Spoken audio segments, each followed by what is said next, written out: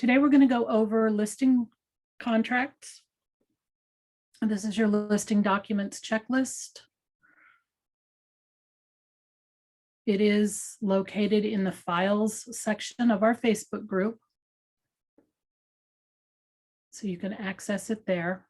And it is the most up-to-date version and refers to the required documents and the conditional documents. First thing you're going to want is the copy of the tax record. You're going to get that from Realist inside of Matrix. And that has to be loaded into Brokermint. And it has to be the version that shows the owner's names, the year built, and the ownership. So whether it's a condominium or not. That is the first thing I look at, because the rest of the documents have to show that owner's information, and it lets me know if it's condo, I'm looking for condo docs, and if it was built before 78, I'm also looking for the lead-based paint disclosure. Okay, so that's the very first thing, is get your tax record. You're going to have done a CMA for your seller to discuss pricing. So we want a copy of that CMA report in there. And then you're also going to do a seller net sheet. Get with your mentor, or Carla may be able to help you out with that. I'm not sure, but there is an automated app or something that allows you to do a net sheet. And we're going to want you to load that into your transaction in Brokermint as well, so that we're aware that you have talked to the seller about their scenario and the price that you're going into the listing with. Okay, I don't have copies of all of those things. So does anybody have any questions about those items?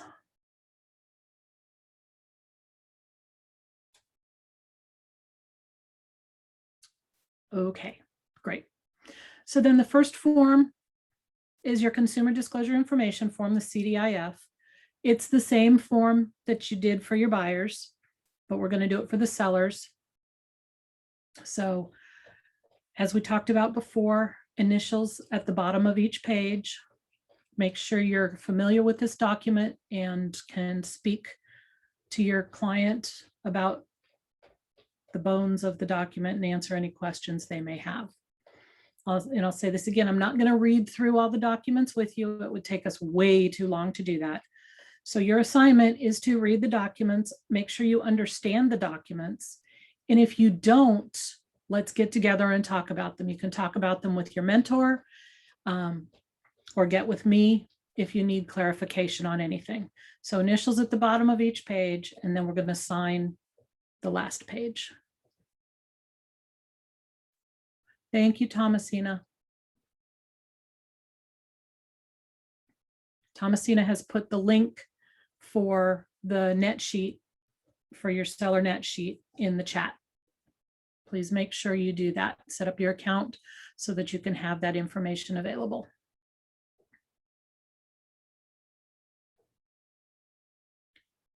Okay, so the CDIF is the first form.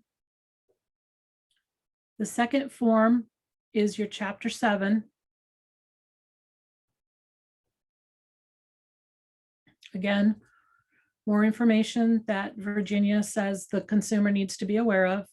Know it and understand it. Please ask questions if you don't. We want you to be able to speak to these documents so that your clients understand them. This one does not require agent signature, just your client signatures. Okay, next on our list are our office, cybersecurity, and escrow agency notices. Again, just like our buyer side documents. Notifying the client to be vigilant in protecting their personal information and money. Nefarious people out there mimicking attorney emails and title company emails and lender emails, trying to get their hands on money. And once it's been wired, it's almost impossible to pull it back. So you want to make sure your people are aware to be super vigilant about that stuff. And then the escrow agency notice.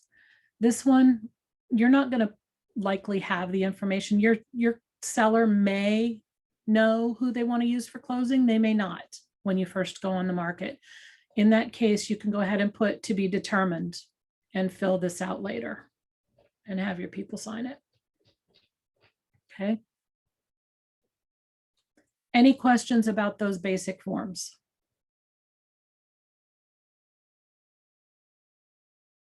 All right. So let's move to the document that establishes the brokerage relationship. This is your seller's version of the brokerage agreement. We have a buyer brokerage agreement. This is our seller's, our exclusive right to sell brokerage agreement. This is the only form of brokerage we do for sellers, is the exclusive right to sell. We do not do any other form of brokerage. So for this one, you're going to put the full names of the sellers as shown on the realist tax report that we talked about. You've already pulled that out. You have all that information in front of you. Listing firm is Keller Williams Realty. The property, you're going to put the full address, street number, name, city, state, and zip as shown on the realist tax report. Everything's going to go from the tax report for this document. Then it describes the relationship and everybody's rights and responsibilities. Seller's going to initial at the bottom of each page. This is where your brokerage fee goes. The total is what goes in the first blank, and then what you're sharing with the cooperating agent or the cooperating brokerage in the second line. So 6 and 3 is typical. Could be 5 and 3. It could be 5 and 2.5. However, you're going to break it down. Please know that you are allowed to discount your fee up to 1% with no need for permission from the brokerage. However, if you have some sort of a special circumstance that makes you feel a need to discount your commission farther than a 1% reduction, you must get with Thomasina and or your mentors and get permission, because that's going to be something I'm going to ask for in the comments in Brokerman. If I see a 4 here and you're only giving away 2, I'm going to say, make sure you've got permission to go under the office minimum. And know that per your IC agreement, anything that is under that then comes out of your dollar, not company dollar. So just be very knowledgeable about what your independent contractor agreement states and what the office policy is. If you have questions, get with your mentor and Thomasina about that. Okay. Keller Williams Realty listing firm, you're going to sign and date it, and the sellers are going to sign and date it. Okay. The next form then is your standard listing agreement. And this goes into the details about the property and the listing itself. So again, we're going to put the full legal names of the sellers from the realist tax report, full name of the city, full street address, and then the full legal description from the realist tax report. Number 2, it doesn't matter what date or day you're getting all this paperwork signed. What matters more is the date the listing will go live in the MLS. So if you're meeting with your clients on Monday and you want the listing to go live on Friday, that's great. They're still going to date all of their paperwork on the last page as Monday's date, but this date, you're going to put Friday's date. Okay. And then the date the listing expires. I like to recommend you have your listings expire at the end of the month. Then you don't have to worry about keeping up with your expiration dates. I know we're not in a market right now where a lot of people are going past their expiration date, but what goes up must come down. You're going to get back into that situation where listings are going to be on the market for 90 to 120 days. And it's hard to keep up with all of the things when listing dates expire randomly throughout the month. So if you have all of your listings expire on the 30th, you know that you're going to sit down on about the 21st of the month and get in touch with all your sellers whose listings are about to expire, negotiate new dates, maybe some new prices, and go forward with whatever you're going to do for their listing. Just a recommendation, not anything you have to do at all. If you want to go August 13th to November 13th, that is absolutely fine. Sales price going to be based on what your CMA shows and what the seller agrees to. You're going to put the price here. And then this next line is for any contributions the seller agrees to contribute to the buyer. This one is the only spot in any of the contracts that I'm okay with being blank.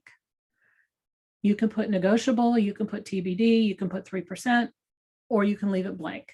Very often the seller is not willing to even talk about giving any concessions until they have an offer in hand. And that's okay. You know, I'm not going to give anybody a closing cost, but if they're not going to give me a full offer, well, okay. So you wait and see what comes in, and when it comes in, and what the seller thinks at that time. So this one, you can do any of these things. Okay.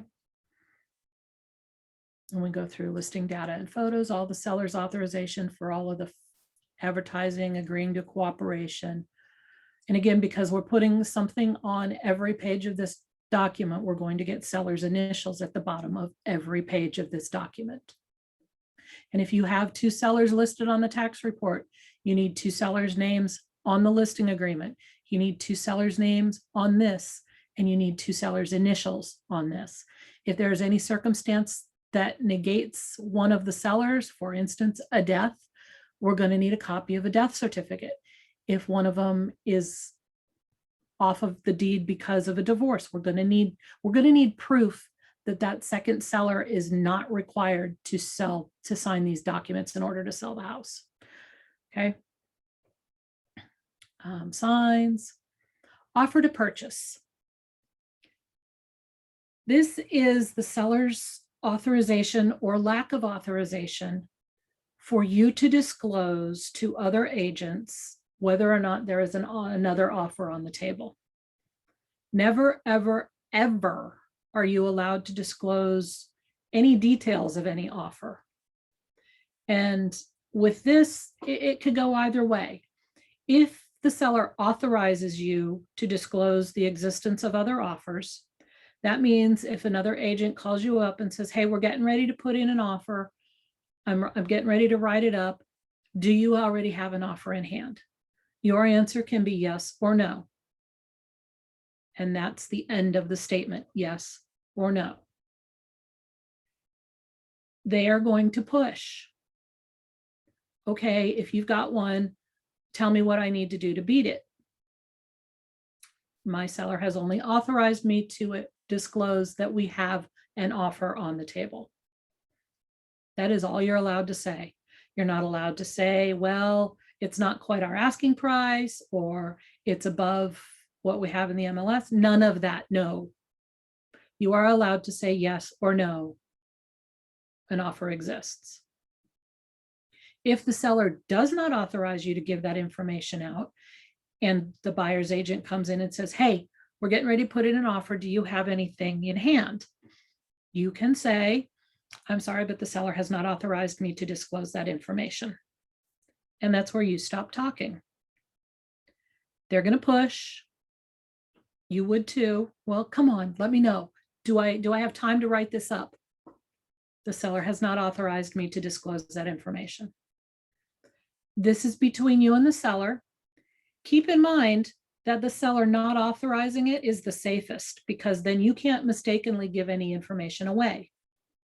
Doesn't put you in any kind of a hot seat, because your only response is the seller does not authorize me to give that information. If the seller does authorize it and they're saying, yeah, I want you to be able to tell somebody we got something else and get them moving, that's great. You just need to make sure that you understand that yes or no are complete sentences. And that is where your information stops. Okay. Any questions about that? Because that's a pretty important thing. Okay. Moving on. Lockbox, seller does or does not authorize a lockbox. A lot of sellers used to really fight this. I don't know that we're seeing a whole lot of problem with that these days.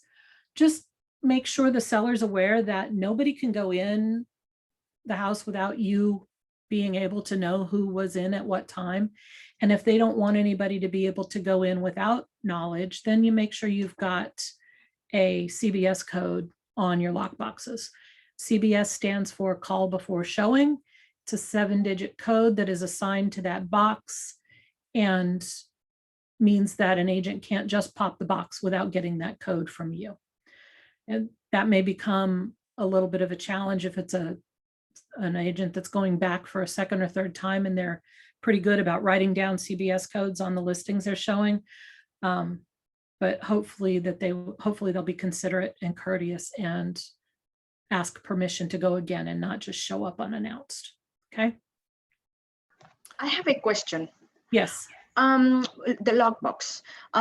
Many times I call agents to show a property, and they never ask me. They never even ask me for my my number, my, how do you say, my license number or any information. Is that okay? Oh yeah. Is that normal? Yeah. Chances are, I mean, if you're saying I've got a client, I'd like to go show your property, they're going to say, okay, you're not going to be able to get in without a lockbox key. You can't get a lockbox key without being a licensed agent.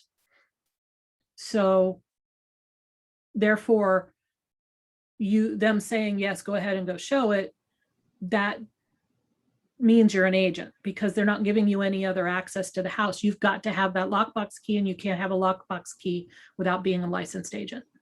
Okay, thank you. Sure. Any other questions?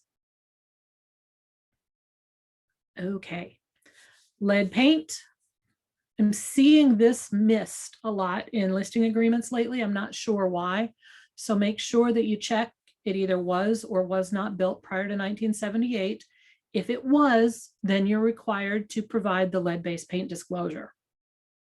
Okay, filled out and signed by the sellers as part of your listing in RAIN. Condominium amendments. It's either not a condo, it is a condo in a resale community, and the seller does or does not authorize the listing firm to request the disclosure package. It may be new construction or a conversion, which is very unlikely. Even more likely than the new construction or conversion is we've got those places up along Chicks Beach and a couple of other places where it's a community, consisting of 3 or fewer units, and therefore they're exempt from the Condo Act. So they've got some of those duplexes up at Chicks Beach that each duplex is its own little condo community, and therefore because it's fewer than 3, and I don't think anybody's got anything other than the original documents that were drawn up in like 1972, and a lot of them have been lost in translation. So none of that then falls underneath the Condo Act. And so you don't need the condominium addendum. Property Owners Association, same thing. It's either not applicable or the seller does or does not authorize the listing firm to request the disclosure packet. Co-ops, we have only got a couple of co-ops around here, and in all my years, I've only seen one come across my desk. So if this is something that you do come across, get with your mentor, get with me, we'll go over what you need to do, but there will be an amendment, or I'm sorry, an addendum, just like there is a POA and a condo attached to the listing in RAIN if that is the situation. But you're going to almost always, 99% of the time, check on NA. And again, because this is an uncommon occurrence, a lot of agents forget to check this, and I have to return it. You're going to have to check that, get a seller's initial. So make sure you check every box, fill every blank. And like I suggested during the meeting yesterday, Go back over your forms backwards because your brain will pick up things differently than it does going forward. All right, under the sewage and septic, you're going to check one of these options. The property is not served by an on-site septic system. It is served by one not subject to a waiver. It's served by one that is granted a waiver or anything other. The seller is going to have this information. Okay. This is where they acknowledge they have read and signed our CDIF in Chapter 7. Other information, seller initials at the bottom of the page. General warranty deed. We're going to go into the transaction assuming that your seller is able to transfer the deed with no problems. If there are any issues with that, this is where you would disclose them. Okay. And along those lines, seller doesn't have to get any third-party approval. However, if it's a short sale, we're going to check it here. Or if we need third-party approval other than a short sale, and that would be a co-op approval, bankruptcy, or other court approval, as in sometimes happens with divorces and such. So if there is an exception, you're going to check that, and it will be disclosed then in the listing when we do our data input form.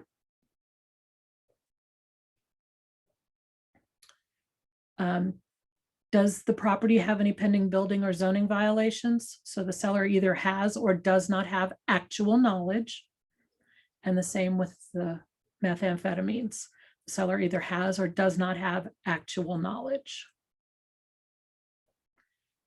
If the property was previously used to manufacture meth and it has been cleaned up in accordance with state guidelines, there is no longer anything to disclose. Okay. As long as it has been cleaned up according to state guidelines and has passed any inspections regarding that cleanup, there is no longer anything to disclose about it having been used to manufacture meth. Initials at the bottom of the page. Miscellaneous brokerage agreement. This says that the brokerage agreement, which is the SAER, is attached to and shall become part of this agreement. So that's why we're filling that out first, because it says in here that we're attaching it to this agreement. Other provisions, you're going to make sure it's got the administrative fee of $395 paid to Keller Williams Realty at settlement. And then if you're related to the seller, if you are the seller, if the seller has a real estate license, that's where you're going to put that information, is also going to go here. And then you're going to put that in the data input form under the disclosure section.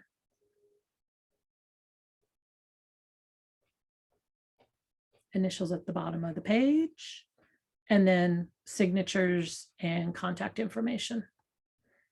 I believe in Brokerment, this part is already filled out for you. I'm not entirely sure. I pulled this from the brand new forms and I don't think it had been filled out yet. So it may or may not be there, but make sure Thomasina's information is there. Okay. Any questions about the SLA? Awesome. Okay.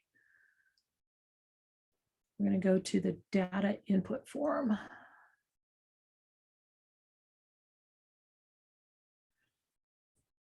Okay, data input.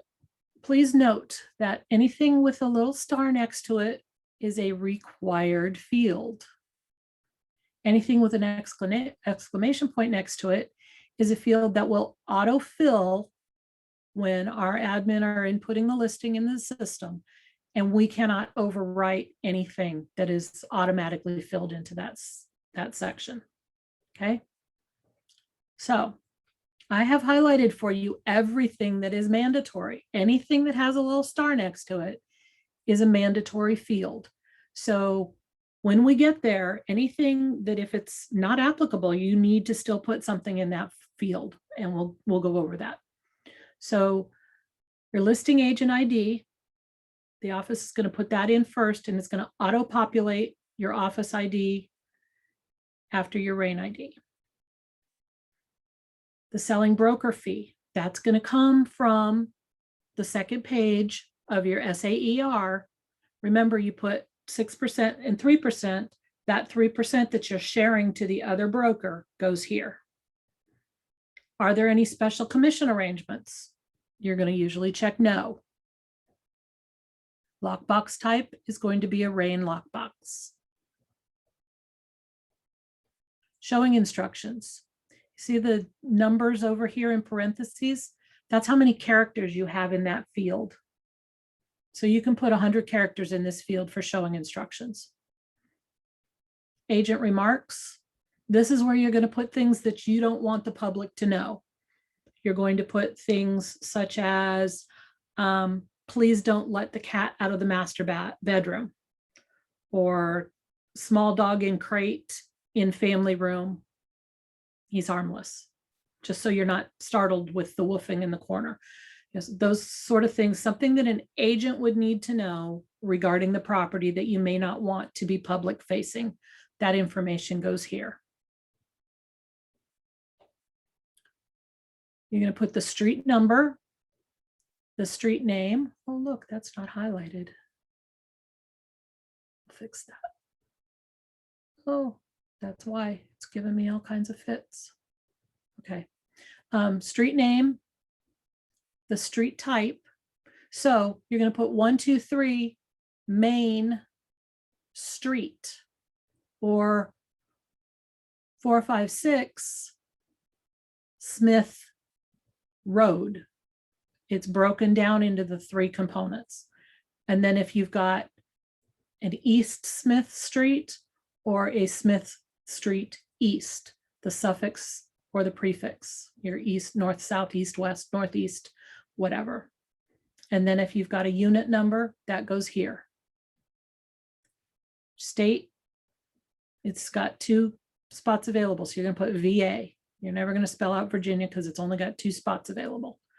Area, it's going to be one of those areas that are delineated by RAIN, you know, 42, 44, 48, you know, 33, whatever it is.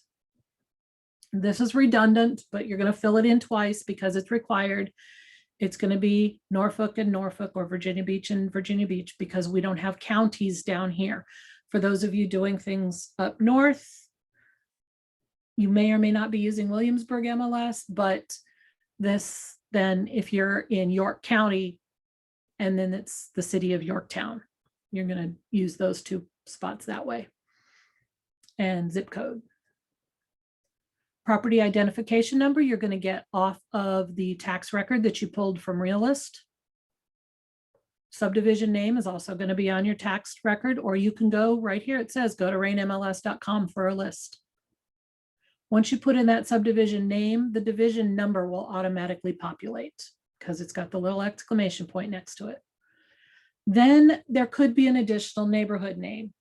For instance, in Green Run is the subdivision, and then you've got all those cute little courts and different, some are townhouse areas, some are single family areas. So I think, I don't know, Daffodil Crescent or something is one of the neighborhood names within that subdivision.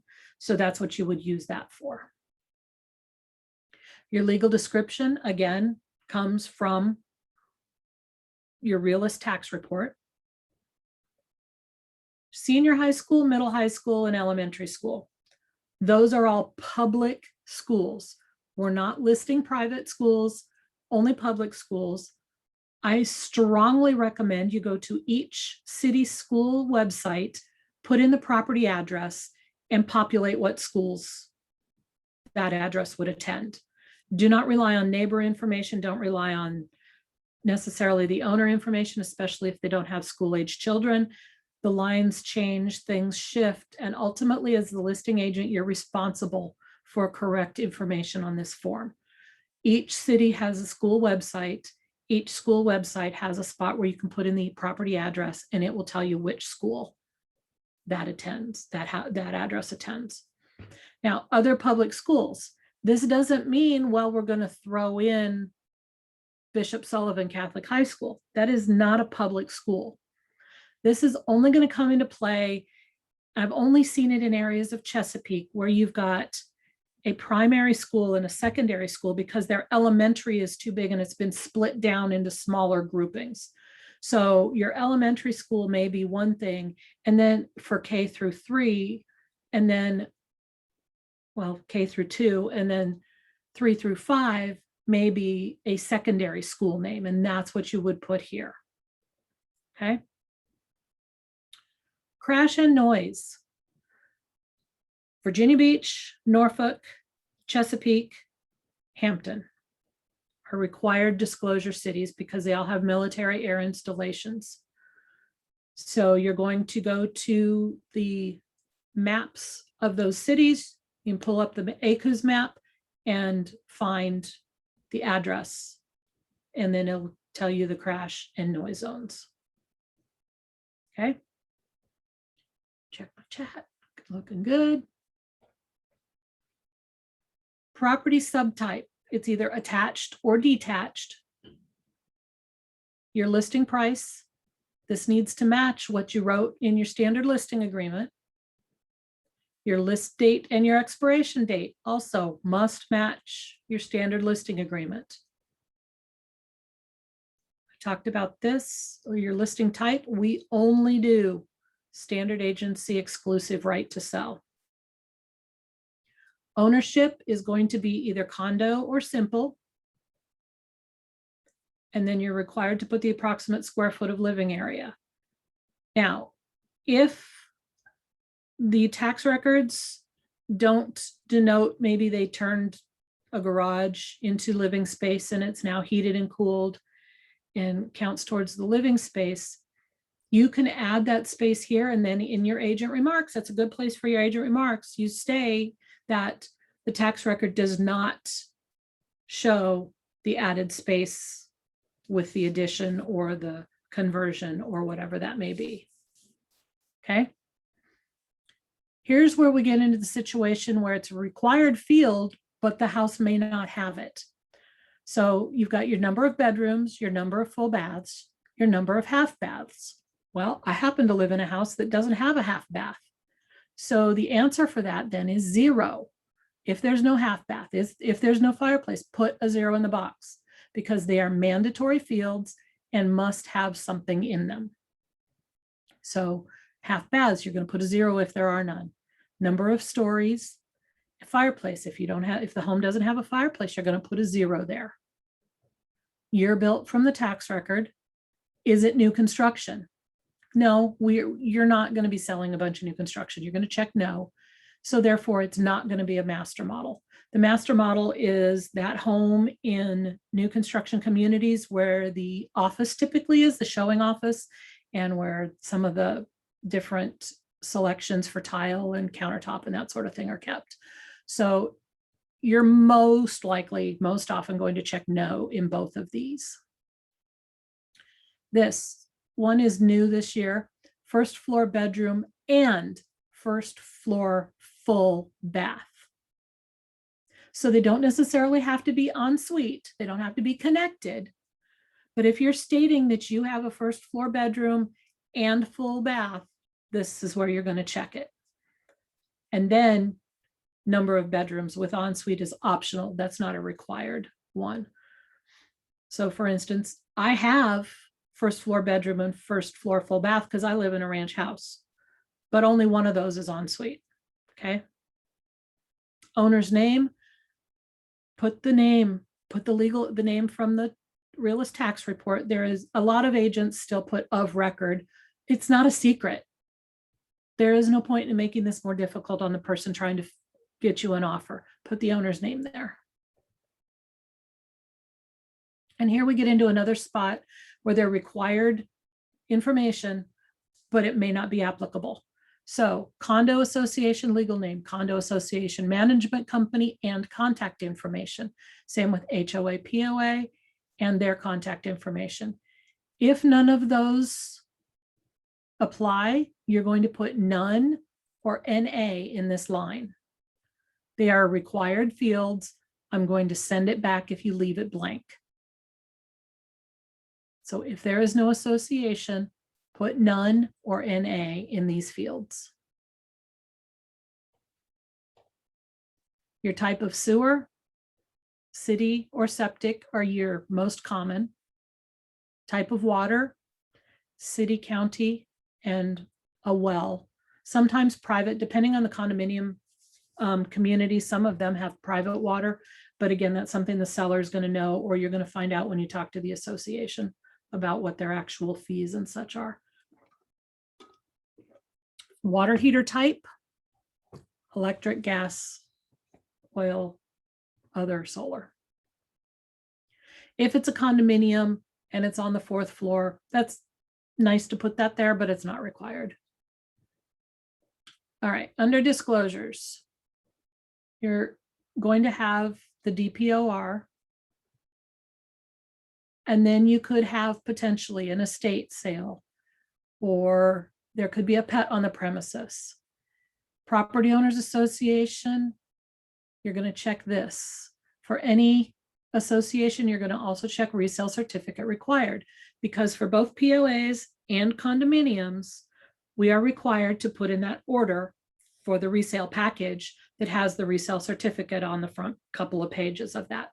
So you're going to make sure and check these for any. For the condo, you're going to definitely check this. For POA, you're going to check both. And then if you have a short sale, you're going to check this. If you have any special warranty deed information, you're going to check this.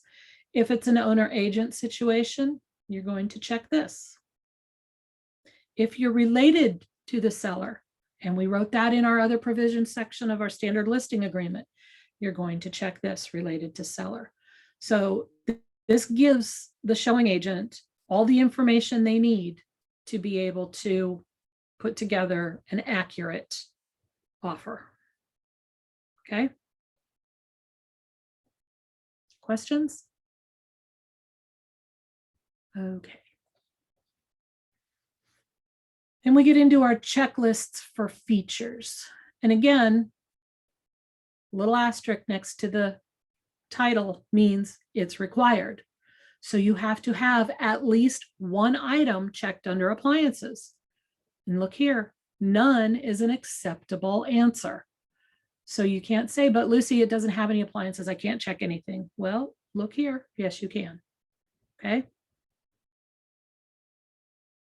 And keep in mind, most buyers start their shopping online. So the more information you can give them, the better off you'll be. So go ahead, even though it's not required, check as many things as apply to the property.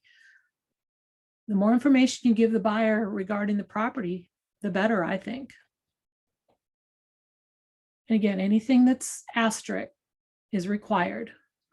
They have put a limit of, on some of them, like for a fence, you can only check up to 3. If you get crazy and you check 4 or 5 of them, you're going to get a call from Caitlin or Carla, and they're going to say, which one do you want me to leave off? Because I can only put 3 in here. That's not their choice. It's what the system accepts. Waterfront, again, if it's not waterfront, you have that option right here. It is a required field. Same with the pool. Above ground, in ground, or none. Parking, heating, cooling, and exterior are all required. Then we've got roof, flooring, style, and foundation, all required. Number of rooms, also from the realist tax report. Here's your public remarks, where you get to give all of everybody all the information about this wonderful property you're listing. Be aware, and I'll show them here shortly, there are cautionary words for fair housing that RAIN will flag. If it is a potential violation type word, Rain will not let it go in the system. If it's cautionary, they'll make it yellow and nudge for something that they feel is more appropriate, but it will be able to go through. So you may get a call from whoever's putting your listing in the system and says, okay, we can't use this word. What do you want to use instead? Got a question. For example, do not say walking distance because yes, it can be seen against disabled people. Correct. You're not going to put this unit is within walking distance of the beach. You can put 1 block from the beach. You can put half a mile from the beach. You can't say steps from the ocean. You can't say things like that. So yes, all of that is on the cautionary word list that I will show you, and I believe it is in the forms in the Facebook group. Photo code. We always check listing agent or office to upload own photos. This is on you. You must put your photo in there, at least one exterior shot. If you do not, Rain's going to do what I like to call a drive-by shooting. They're going to send their photographer out. They're going to charge you $50. There is no pass and go. There is no collecting any kind of rebate on this. They're going to charge you $50. They're not going to notify the office about it. And they're going to send their photographer out to take a literal drive-by snapshot of that house. I can guarantee you it's going to be on trash day where the cans are laying across the front of the yard. Kids' toys are going to be out front. There's going to be a car in the driveway, and it is not going to put the home in a very good light, and you're going to pay for that price. And once that photo is out on the internet, it's going to be hard to get rid of it. That's going to be somebody's first impression of this house, and you do not want that at all. Okay. If you have virtual tours, this is where you would put the links. None of them can be branded. And also keep in mind with your pictures, it cannot show your Keller Williams sign in the picture. That's considered branding. So your virtual tours are typically not branded. This allows for a branded tour, but it's a separate tour than what's going to be non-branded. Okay. I got chat stuff coming in. Okay, being that a photo is required, I've seen listings with no photos. You can have a listing without a photo, I think up to 3 days. It used to be 5. I think they've shortened that. We'll pull up all of the fines and fees at the end, and I'll give you the breakdown of all of that. I'll make sure you've got all the information you need to stay out of realtor jail. Seller finance options. This is usually none. Most sellers want to completely sell their property and walk away with no more encumbrance on the property.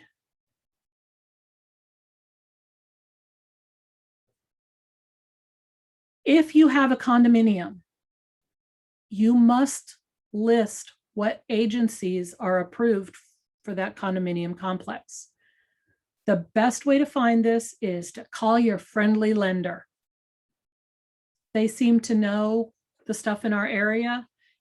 There are places to go to look for VA and FHA approved condominiums.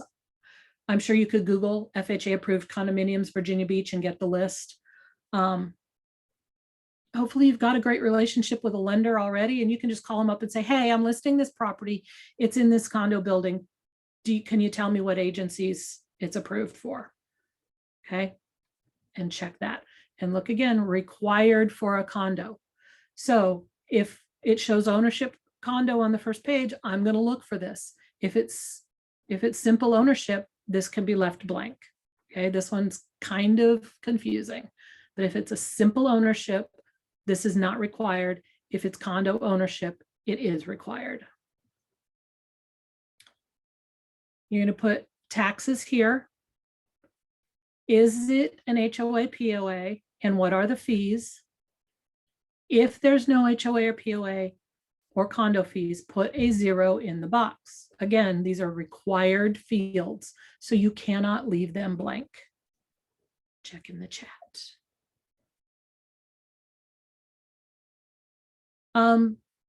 Yes, well, this is the only one. This is the caveat to the whole mess. It is only required for a condo. You can put none just to make sure you've checked all the boxes. That doesn't ever make me unhappy. I'm a box checker. But if it's simple ownership and this is blank, I'm not going to send the document back for revisions. Does that help? Okay. So you've filled out your fees, even if they're 0. 0 is an appropriate answer. And then possession. This is usually settlement, closing, whatever you want to put there. We don't do auctions. And then you're going to have it filled out. You're going to put Keller Williams Realty. You're going to sign it, and the sellers are going to sign it. So it's 5 pages of a lot of data and a lot of things that are required. So make sure, again, if you go through it backwards, that can help you pick up things that you might have missed. Okay. Any questions on the data input? Okay. Now we're going to get to our disclosures. First one is the DPOR. Remember, Virginia is a buyer beware state. Therefore, it's up to the buyer to determine the livability of the home, and anything that they find as an issue, they will negotiate with the seller. This is where we put the complete address, including the city, state, and zip, and the legal description from your tax record. And then the seller is going to sign it. If there is something that you are required to disclose, go ahead and put it on this line. We've come across a few things. If, for instance, it's a short sale and we know the septic system is no good, you're going to disclose that on here. Septic system does not work properly. You've got to disclose that. So anything that is a disclosable situation, you're going to put on here. Most of the time, we're just going to have the seller sign it, because the buyer then is obligated to go ahead and do all of their inspections and determine what they find, whether it's acceptable to them or not, and negotiate or terminate the contract based on that. So this is required, and it's required to be attached to your listing in RAIN. And then we've got our ACUs. And like I talked about, this is required for Virginia Beach, Norfolk, Chesapeake, and Hampton. You go to vbgov.com maps for the Virginia Beach one. I did not update it with Norfolk's ACUS map, but if you search City of Norfolk ACUS map in Google, you'll be able to get there. So if it's in Portsmouth, Suffolk, Newport News, Yorktown, you're going to check no. Once you check no, you're going to skip section 2, number 2. If you've checked no, sign below. And then and then your sellers sign at the bottom of the page. If you check yes, then it says, please complete the information below. So here you're going to fill out the full address, the street, city, state, and zip, the name of the city the home is in. And then you're going to have the seller's initial one of these noise disclosures and one of the accident potential zone disclosures. Notice initials. We're not putting checkbox marks. We're not putting X's. We're having all parties that are considered sellers initial this. Okay.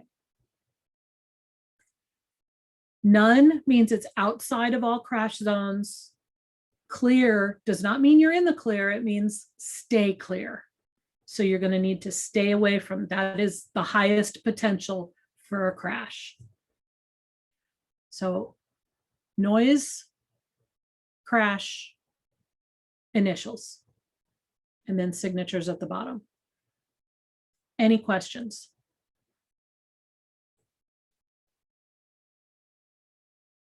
I did not understand what you meant with clear. Can you repeat that, please? Clear means you need to stay clear of this area. It is essentially, the clear zone is usually really, really close to the end of the runway, which is most often going to be your greatest potential for crash site. Okay. I don't know that we have anything residential in clear zones. I know we've got some industrial stuff in what is considered a clear zone. I don't think you're going to come across it very much. I have not seen it. So most often, if it's outside of all the crash zones, it's going to be none, or it's going to be labeled APZ2 or APZ1. Okay. Thank you. You're welcome. Any other questions? Okay. And then our lead-based paint. Again, all of these disclosures must be in Brokerment with the rest of your listing documents. We're not putting your listing in unless all of your disclosures are there and signed as well. So you're going to fill out full address, city, street, the city, street, city, state, and zip, full thing out. Rain is now kicking them back if they're not fully filled out. They want the full thing. So you can't just put 123 Main Street. You're going to have to put Norfolk, Virginia, 23523, whatever it is. The seller's disclosure, you're going to complete both A and B under 3. Each one of those has 2 options. So you're going to initial little I or double little I as applicable. Most often, the seller has no knowledge of lead-based paint or hazards in the house. If they do have a knowledge of it, you need to explain it on these lines. And then seller has provided the buyer with available records pertaining to lead-based paint, or they have no reports or records pertaining to lead-based paint. Typically, it's little double I on both A and B, and those are required. Keep in mind that this is a federally mandated disclosure, not just Lucy Law, not Rain, not Hampton Roads, okay?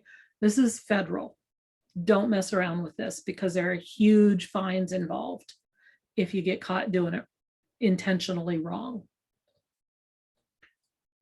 And then you're going to have this part fully signed, okay? Any questions? Those are our 3 disclosures. Then the Property Owners Association addendum, again required to be completed by the seller and uploaded to the listing so that the buyer will submit it with the offer to purchase. The top line, you don't have a purchase agreement yet, so you're going to leave this blank. You don't know who the buyer is yet. Leave this section blank. First, the full names from the realist tax report for the seller. You don't have a selling firm yet, so leave this blank. Keller Williams Realty on the listing firm. And then you're going to fill out the entire address of the property here. Okay, you're going to have the full name of the association. You're going to have, now the seller, this is an interesting one. We're going to put the disclosure up there, but this does not have to be signed by the seller. It can be if you want to go ahead and get signatures. But the other school of thought with this is that there are still blank spots that need to be filled in.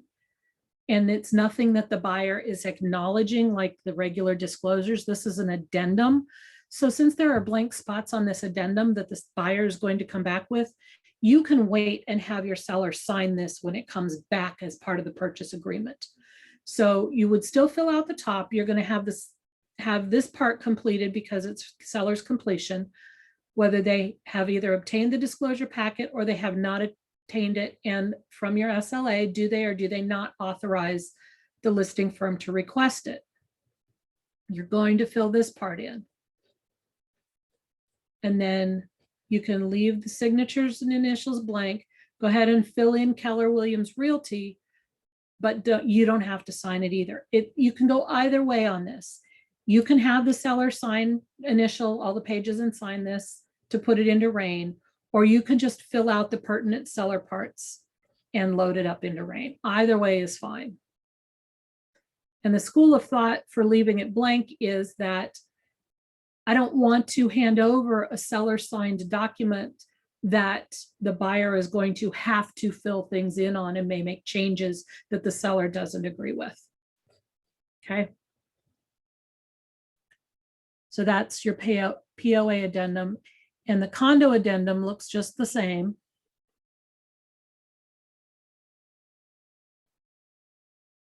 It's called the Conres 1. And same process. You're going to leave these spots blank, fill in your seller and your listing firm, full address, name of the association, and this section, the seller's completion section. Okay.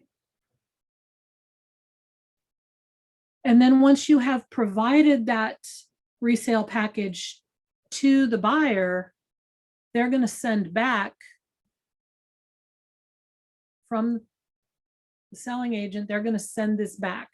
And this is just a notification of when the documents were received to allow your seller to know when their 3-day clock starts counting and when they can take a deep breath and know that they're outside of their contingencies for the POA and condo association. There is nothing for the seller to sign on this. It's just going to be a notice that is signed by the buyer and or the selling agent. Okay. And the same with the POA 2. That was the POA 2, the Conres 2. Same thing.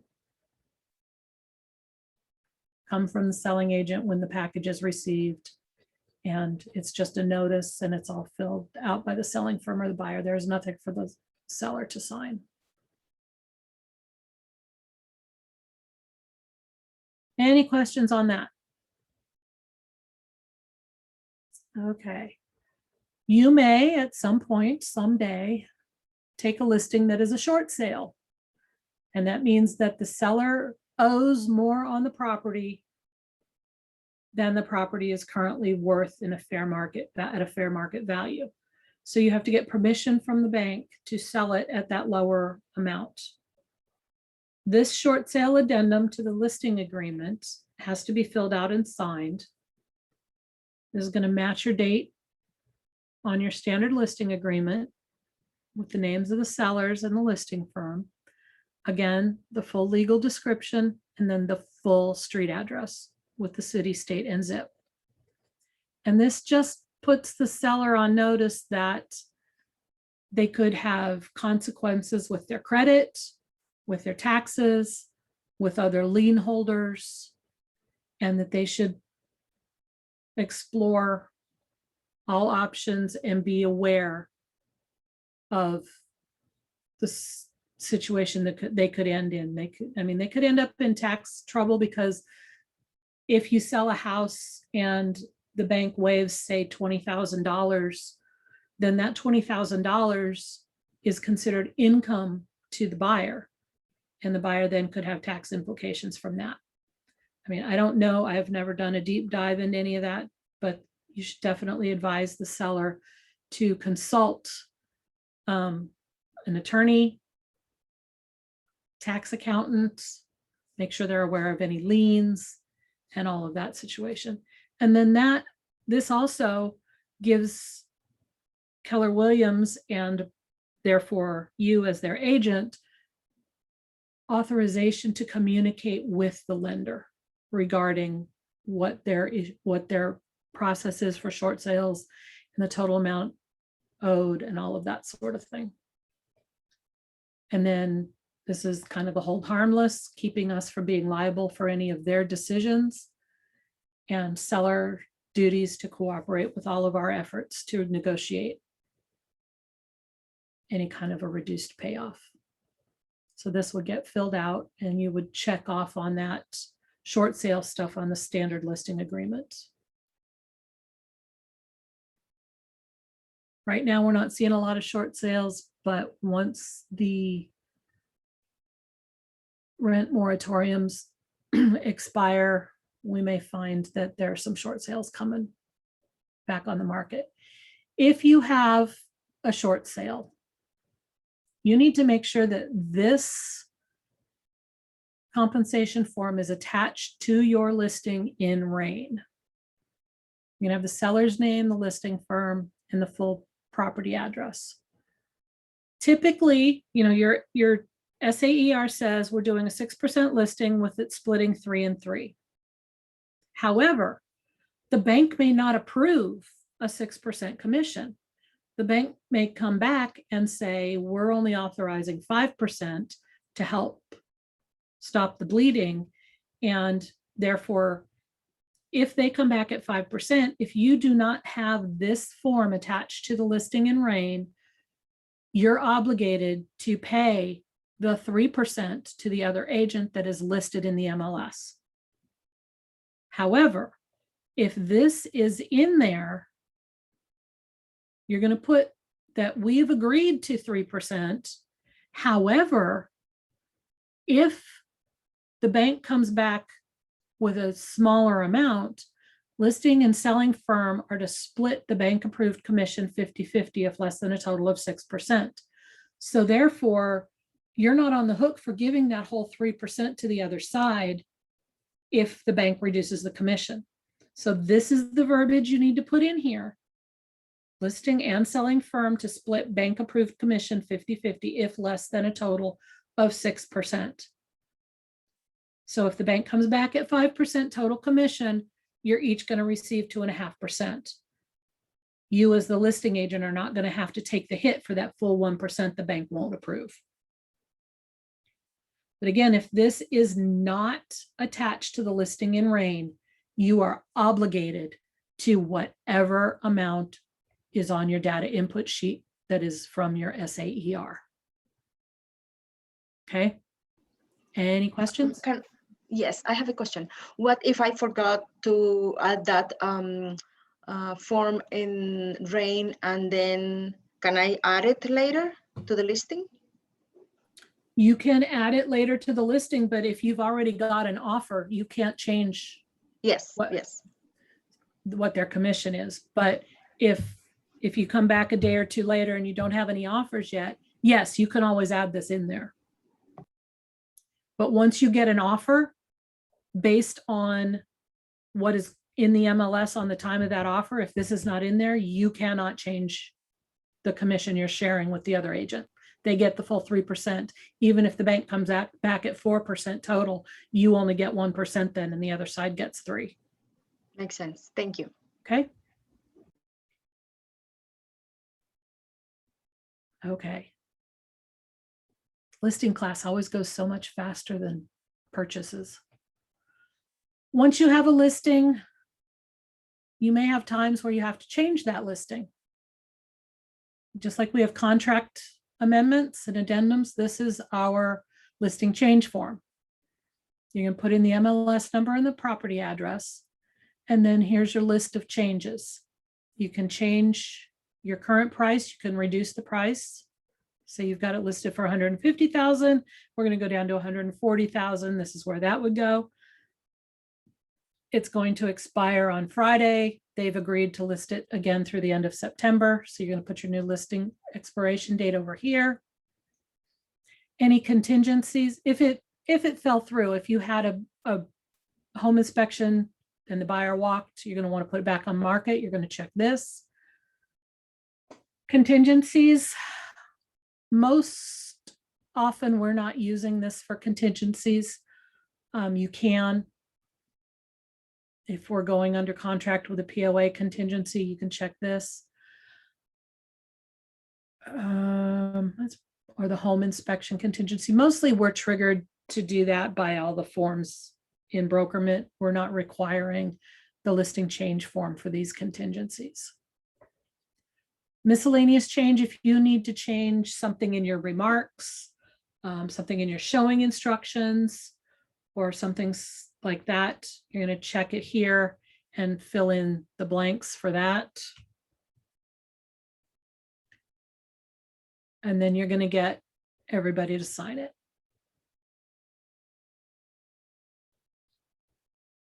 Okay. Any questions? If you have a date on your standard listing agreement, say you said, okay, we're going to go live on Friday, August 13th, and all of a sudden the seller has some sort of situation come up and they say, oh, we just can't show the house this weekend. We need to put it off a week. You don't have to redo all your paperwork. You can do this listing change form, and under miscellaneous change, you can put listing start date to change from August 13th, 2021 to August 20th, 2021. And then you don't have to redo all your paperwork. You just, this change form and submit it, and we'll get you taken care of. Okay.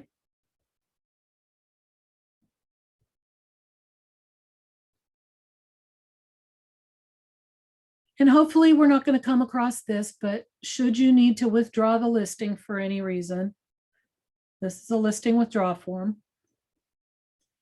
You fill out all the stuff. You're going to have to give a detailed reason for why the property is being withdrawn. And sometimes it could be that the seller is just unreasonable and you guys can't get along and they're not allowing showings and whatever it is.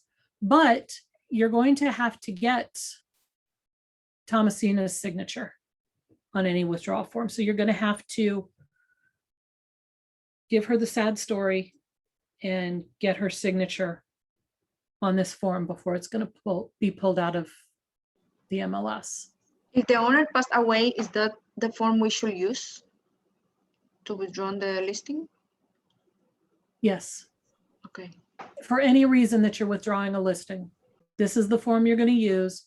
You're going to give the reason, and you're going to let Thomasina know, drop her a text that says, for ABC Smith Street, I just put in a withdrawal agreement because of this. Please sign it. And, you know, set up her signature so she can go in and sign it. Okay.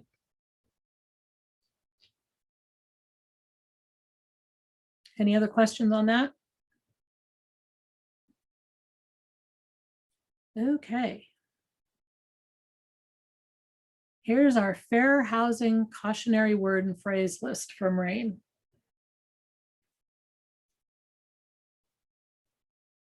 So these are unacceptable words. They're going to show up as red if they show up in your remarks in any way.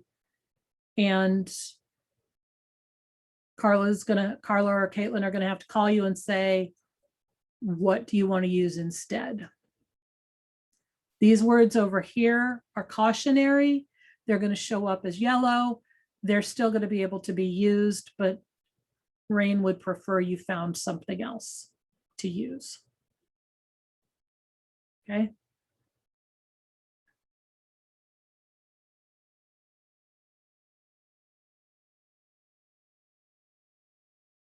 Now they've got within walking distance of under the cautionary, that has always been red.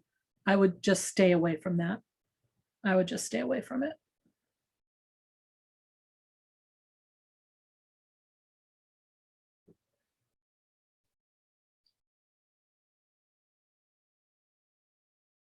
Okay.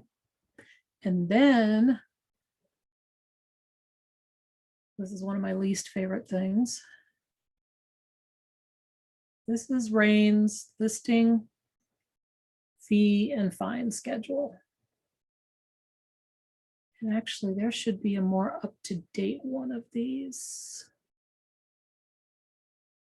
because they have changed the dates.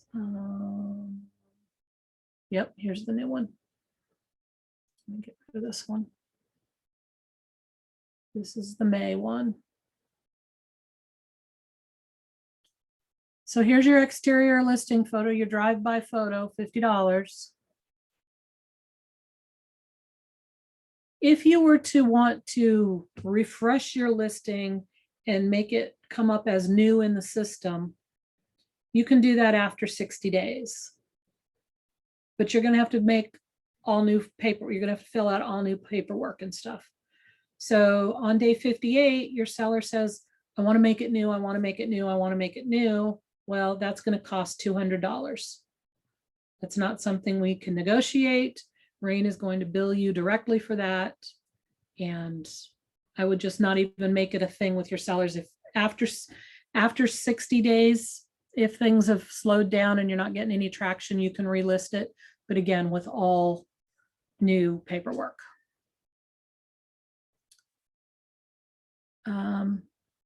Here's other fees and fines if you report an inaccurate sales price.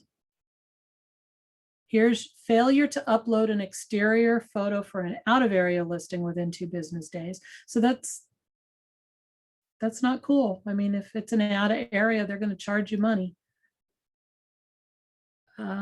Here's your failure to upload the disclosure documents within 2 business days. Your DPOR, your ACUS, septic, drywall, meth, Conres 1 and POA 1, and with proper signatures when applicable. So again, the Conres 1 and the POA 1, the initials and signatures on every page are optional. It's fine either way. But the DPOR, the ACUS, septic, drywall, and meth, and well, lead is a separate thing, are all to be signed by the seller. And they have to be uploaded with the listing. We're not giving you 2 business days. We're not putting your listing in if all your forms are not there. It's just too hard on the staff to try and keep up with things trickling in. If everything's not there, your listing's not going live. So make sure all your forms are done, signed, and ready to go at the same time, please.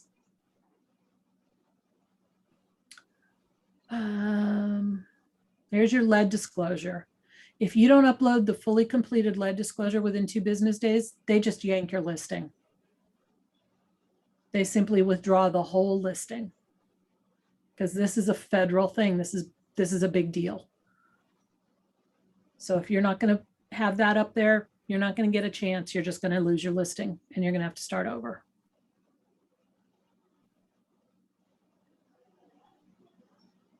So here's all your stuff.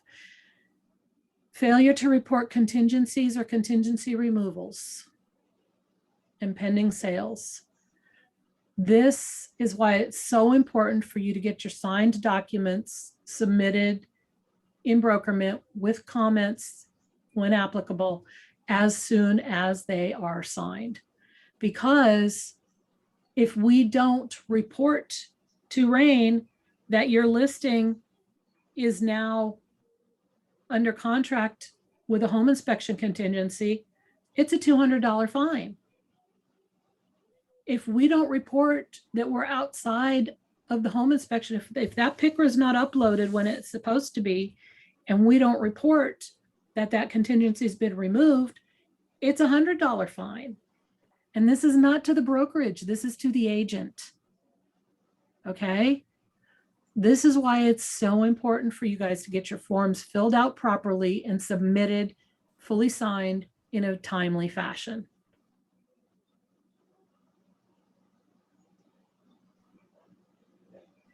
If you put a branded media violation where you're not supposed to, it's got that one spot for a branded virtual tour in your data input sheet.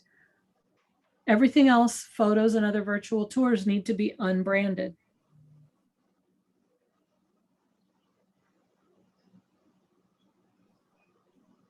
If we don't have seller signatures properly on the forms, it's a $500 fine.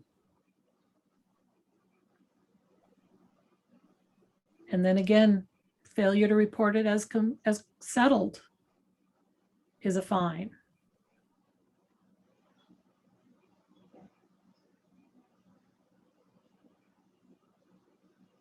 These, we get a chance to bring them into compliance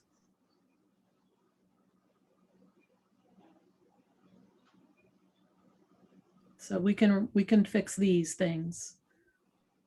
But if we fail to complete them, then they'll fine for those. So be aware of this. You just follow the rules. We try and make it as easy as possible for you guys to stay out of trouble. We don't want you in trouble at all, because then we get in trouble too. Okay. That is all I have. Listing class goes much faster than purchase contracts class. Do y'all have any other questions, comments, Piece of cake. concerns?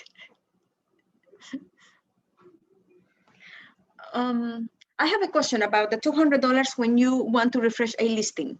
Yes. They charge you $200 if you want to refresh the listing, but if the listing is expired, you don't have to pay the $200. Correct. If your listing has expired and you start over as fresh, it's still all new paperwork, new, you're fine. Okay. But you can also do that on day 61 of your listing. You just can't Okay. do that within the first 60 days. Yes, yes. Okay, perfect. Okay. Thank you. So again, understand and know the forms. Sit down with them, get with somebody else and practice filling them out and submitting them, and see if you can find each other's mistakes. The more you do it, the easier it will get. Okay. Oh, chat. Oh, yes, I'm a big Disney fan. I would live at Disney if I could. So yes, all my backgrounds everywhere are Disney-ish. So, all right. I am going to stop sharing my screen. And if you all don't have any other questions, then I am going to say thank you for attending. Have a great afternoon, and let me know if you have any questions, okay? All right, take care, everybody. Thank you so much. You're very helpful and clear when you Thank you. explain. I'm I'm glad. Thank you. Bye-bye. Bye-bye.